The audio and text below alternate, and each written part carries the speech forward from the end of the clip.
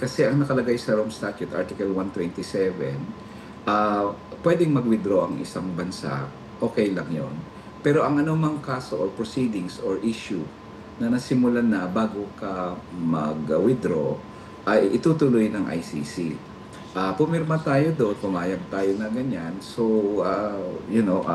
kaya we have to abide by it, no?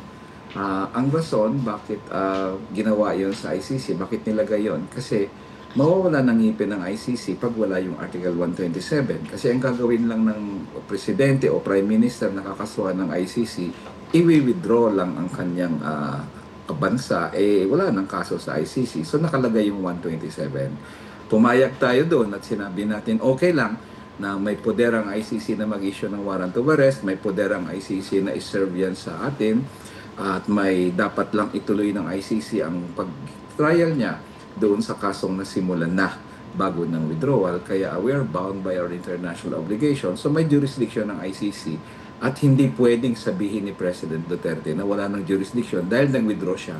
Otherwise, lahat ng bansa na may kaso, mag-withdraw lang, tapos na yung usapan, quits na yon. So hindi talaga pwedeng payagan yan ng international community at tayo naman sumang-ayon doon.